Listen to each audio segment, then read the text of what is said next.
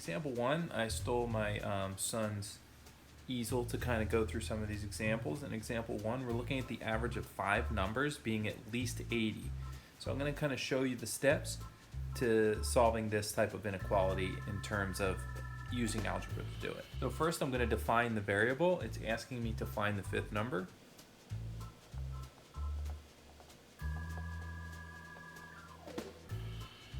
So I've gone ahead and wrote let x equal the 5th number. That just tells the reader what my x value is going to be. Since I'm averaging numbers, I want to write an expression that represents the average of those 5 numbers. So I'm going to add x to the other 4 numbers, and then I would divide by 5 in order to find the average. So I'm going to do that expression.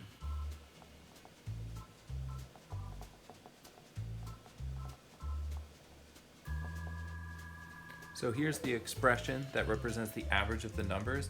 It's x plus all the other numbers and then all over 5 to represent the average. Now that average is supposed to be, it says at least 80, meaning 80 or higher. So I'm going to make it equivalent to 80. And then I need, instead of an equation saying equal, it needs to be at least 80. That means it can be 80 or higher. So it can be equal to 80 or it can be greater than 80. So I set up my inequality to say the average of those 5 numbers is going to be greater or equal to 80. So now I can go ahead and solve it.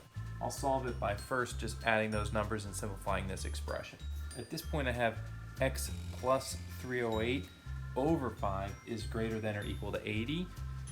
In order to unlock that x plus 308, I'm going to multiply both sides by 5.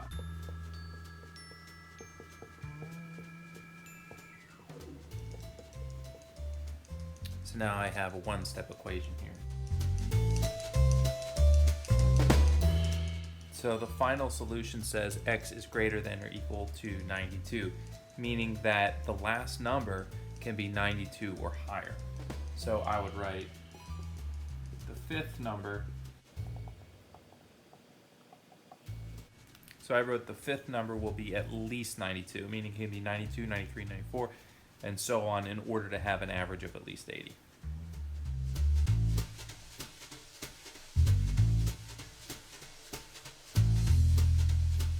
Okay, in the next example, we're looking at a rectangle. So I'm going to just draw a rectangle real quick.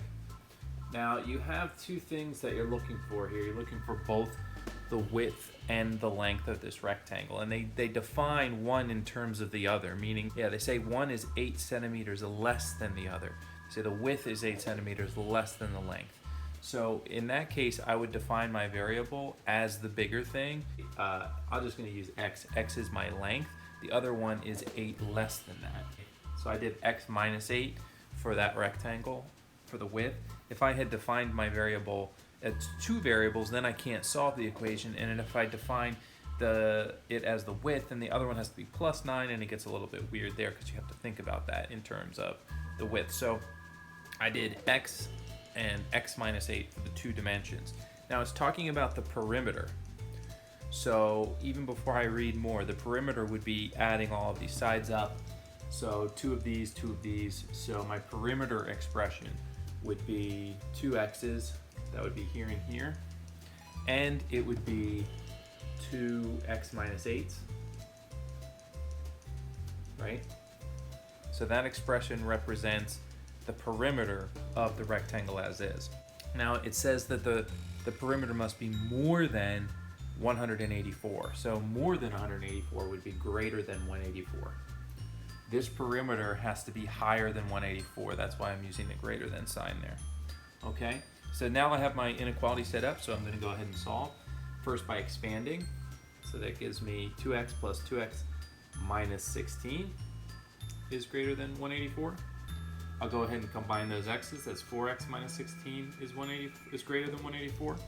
Or add 16. That gives me 4x greater than 200.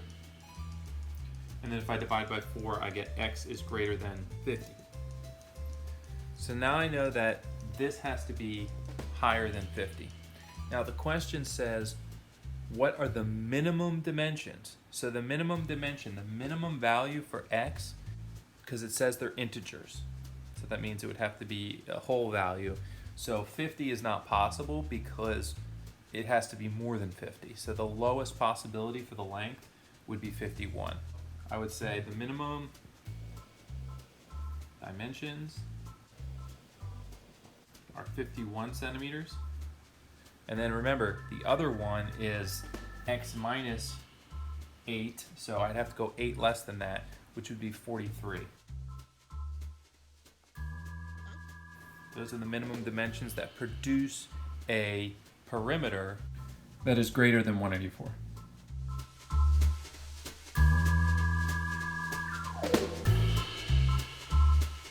Okay, in our last example, this is one of my favorites. I love this type of question. So they're talking about 2 gym memberships. They're different as far as their fees go. They have initial upfront fees and then they have monthly fees. It's asking at what point does one become less expensive than the other.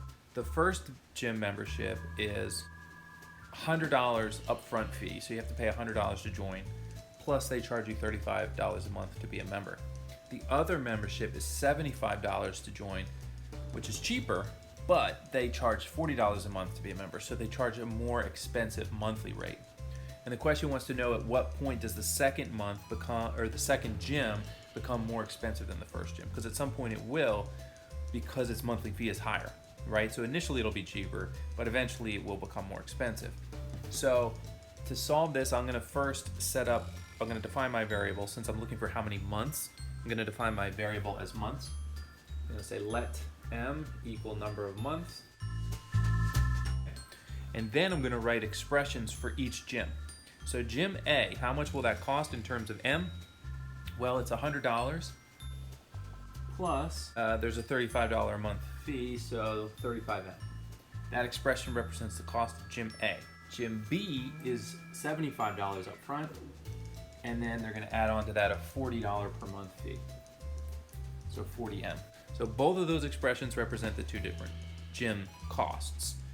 Now it's asking me after how many months will A be less than B. So when will this become less than that? So I'm going to put a less than symbol because I want the cost of A to be lower than the cost of B. That's why I picked this symbol in between. Now I'm ready to solve it. I have my inequality set up. All I got to do is solve for m. Tricky part here is that you have variables on both sides and constants on both sides, so you need to move some things around. And I always like to keep my coefficient positive, and I can notice that there are more m's on this side than on this side.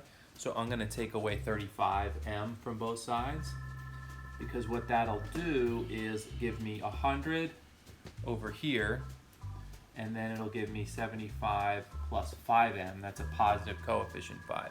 You could have gone the other way, obviously, but then you're going to have a negative 5m on this side, and you're going to have to switch the sign at the end, and I don't like to do that. I'm just going to take away my 75, and that gives me 25 is less than 5m, and when you divide by 5, you get that m is greater than 5. Or if you did it the other way, you'll get this at the end. Okay, either way, it's when it's more than 5 months. So at 5 months, it will actually be equal in cost. At 5 months, both gyms have cost the same amount of money. So to write your sentence, you would say something like gym A will be less than gym B. I could say after 5 months, right? Or it will take more than 5 months. Or since we're dealing with a monthly fee, this you have to be tricky with because it depends on the unit you're using, and if it's like pounds or something, since fractional units are allowed. But since we're talking about a monthly fee and you're only being charged a month, this one technically you could say at least 6 months, right? So because 6 months is the first time that the one will be more expensive than the other. So you could say at least 6 months, or you could say more than 5 months to answer the question. All right?